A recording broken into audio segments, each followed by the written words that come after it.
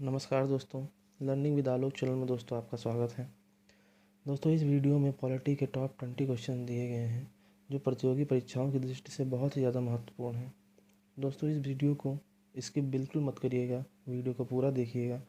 और आगे बढ़ने से पहले दोस्तों अगर आपने मेरा चैनल सब्सक्राइब नहीं किया है तो प्लीज़ उसे सब्सक्राइब करिए और वीडियो को लाइक करिए।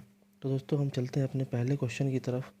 जो हमारा पहला क्वेश्चन है वो है कि निम्न में से कौन सा राज्य का मुख्य तत्व नहीं है। निम्न में से कौन सा राज्य का मुख्य तत्व नहीं है। तो दोस्तों पहला ऑप्शन है राज्य संप्रभु है, राज्य वैधानिक प्रक्रिया में एक अभ्यास है। तीसरा ऑप्शन है राज्य शासन का एक यंत्र है। और चौथा ऑप्शन है राज्य एक सीमावर्ती संगठन नहीं है। तो दोस्तों इसका अगर हम आंसर देखें तो आपका ये आंसर चौथा होगा कि राज्य एक सीमावर्ती संगठन नहीं है। चलते दोस्तों अपने दूसरे क्वेश्चन की तरफ। तो दूसरा क्वेश्चन दोस्तों हमारा ये है कि भारत के संविधान के किसने पर्यावरण संरक्षण एवं संवर्धन तथा वन्यजीव वन की रक्षा के प्रावधान पाए जाते हैं। तो दोस्तों अगर पर्यावरण संरक्षण संवर्धन की बात की जाए तो वह डीपीएसपी में हमारे अनुच्छेद 48 का में है और मूल कर्तव्य में भी है। तो इसका आंसर दोनों हो जाएगा उपरोक्त दोनों में। तीसरे क्वेश्चन पे आते हैं दोस्तों। भारतीय संविधान सभा की संघीय शक्ति समिति के अध्यक्ष कौन थे। दोस्तों भारतीय संविधान सभा की संघ शक्ति समिति के अध्यक्ष थे पंडित जवाहरलाल नेहरू। सरदार पटेल की बात की जाए तो प्रांतीय संविधान सभा के अध्यक्ष थे। और बी आर अम्बेडकर क्या थे, प्रारूप समिति के अध्यक्ष थे। और अल्लादी कृष्णा स्वामी अय्यर प्रारूप समिति के एक सदस्य थे। तो दोस्तों इसका सही ऑप्शन होगा पंडित जवाहरलाल नेहरू।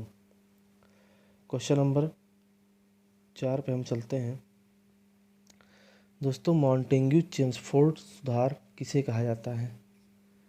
ऑप्शन ए है 1892 के अधिनियम को, ऑप्शन बी है 1909 के अधिनियम को, ऑप्शन सी है 1919 के अधिनियम को और ऑप्शन डी है 1934 के अधिनियम को। तो दोस्तों अगर मॉन्टेग्यू चेम्सफोर्ड सुधार की बात की जाए तो 1919 के अधिनियम को कहा जाता है। मॉन्टेग्यू चेम्सफोर्ड सुधार 1919 के अधिनियम को कहा जाता है। 1892 के अधिनियम को भारत परिषद अधिनियम कहा जाता था। 1909 के अधिनियम को मार्ले मिंटो सुधार भी कहा जाता है। और 1919 के अधिनियम को मॉन्टेग्यू चेम्सफोर्ड सुधार कहा जाता है। तो दोस्तों अपने हम 5वें क्वेश्चन पे चलते हैं। संसद सदस्यों के देय वेतन और भत्तों का निर्णय किया जाता है। तो संसद सदस्यों के वेतन और भत्ते का निर्णय कौन करता है दोस्तों। तो संसद सदस्यों के वेतन और भत्तों का निर्णय पार्लियामेंट के द्वारा किया जाता है, यानी संसद के द्वारा किया जाता है। नेक्स्ट क्वेश्चन, निम्नलिखित में से प्रांतीय संविधान समिति का अध्यक्ष कौन था।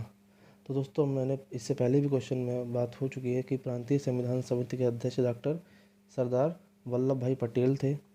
डॉक्टर बी आर अम्बेडकर जो थे वो प्रारूप समिति के अध्यक्ष थे। के एम मुंशी कार्य संचालन समिति के अध्यक्ष थे। और महात्मा गांधी वो किसी भी समिति के अध्यक्ष नहीं थे। तो दोस्तों इसका सही उत्तर होगा सरदार वल्लभ भाई पटेल। नेक्स्ट क्वेश्चन, निम्न में से किसने तीनों गोलमेज सम्मेलनों में भाग लिया था। दोस्तों आपको बताना है कि इसमें से तीनों गोलमेज सम्मेलन में किसने भाग लिया था। तो तीनों गोलमेज सम्मेलन में डॉक्टर बी आर अम्बेडकर ने भाग लिया था। तो इसका राइट आंसर होगा B R Ambedkar. Next question, 2 बार भारत के कार्यवाहक प्रधानमंत्री थे। 2 बार भारत के कार्यवाहक प्रधानमंत्री कौन थे। तो दोस्तों पहला ऑप्शन है लाल बहादुर शास्त्री, दूसरा ऑप्शन है मोरारजी देसाई, तीसरा ऑप्शन है चरण सिंह और चौथा ऑप्शन है गुलजारी लाल नंदा। दोस्तों इस क्वेश्चन का आंसर होगा गुलजारी लाल नंदा। ये 2 बार भारत के कार्यवाहक प्रधानमंत्री बने थे।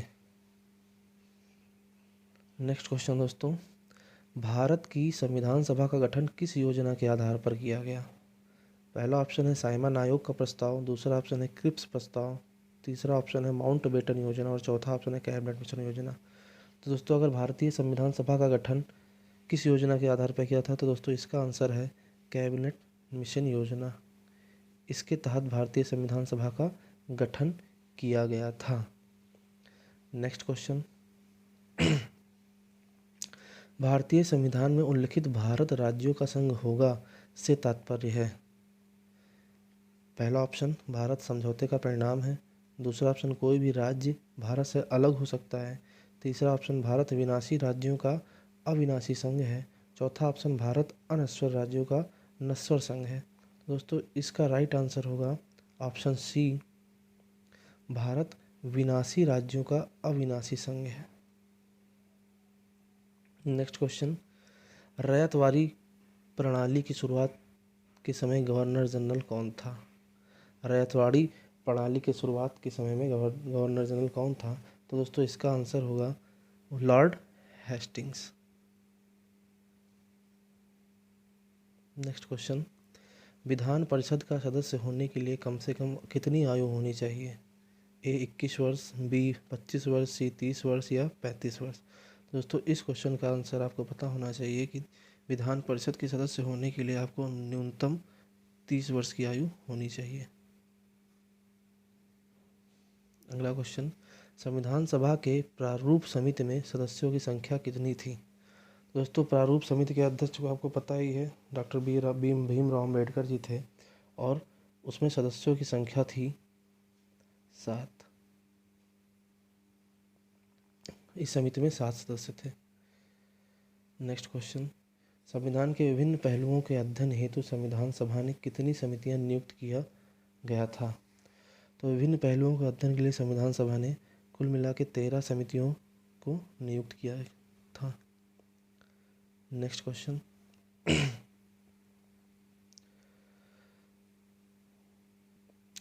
संविधान सभा के प्रारूप समिति की नियुक्ति कब की गई? तो दोस्तों प्रारूप समिति की नियुक्ति 29 अगस्त 1947 को की गई थी, जिसके अध्यक्ष थे doctor Bhimrao Ambedkar ji. Next question, संविधान सभा में उद्देश्य प्रस्ताव किसने प्रस्तुत किया था? तो दोस्तों संविधान सभा में उद्देश्य प्रस्ताव जवाहरलाल नेहरू जी ने प्रस्तुत किया था। अगला क्वेश्चन दोस्तों, संविधान निर्मात्री सभा में राष्ट्र ध्वज संबंधी तदर्थ समिति के अध्यक्ष कौन थे? तो दोस्तों राष्ट्र ध्वज संबंधी तदर्थ समिति के अध्यक्ष डॉक्टर राजेंद्र प्रसाद जी थे। अगला क्वेश्चन, भारतीय संविधान लागू हुआ था? दोस्तों भारतीय संविधान 26 जनवरी 1950 को लागू किया गया था। अगला क्वेश्चन दोस्तों, कुल भारतीय संविधान सभा में महिला सदस्यों की संख्या कितनी थी? भारतीय संविधान सभा में महिला सदस्यों की संख्या कितनी थी? तो भारतीय संविधान सभा में महिला सदस्यों की संख्या अगर देखी जाए तो 15 थी। इसका सही उत्तर होगा 15। महिला सदस्यों की संख्या दोस्तों कितनी थी? 15। नेक्स्ट क्वेश्चन हम चलते हैं, संविधान सभा में सभी निर्णय किस आधार पर लिए गए थे? तो दोस्तों संविधान सभा में अगर देखा जाए सभी निर्णय सहमति और समायोजना, इसका राइट आंसर होगा सहमति और समायोजना। इस आधार पर सारे निर्णय लिए जाते थे। तो दोस्तों ये थे हमारे 20 क्वेश्चन। उम्मीद करता हूँ कि आपको ये वीडियो अच्छी लगी होगी।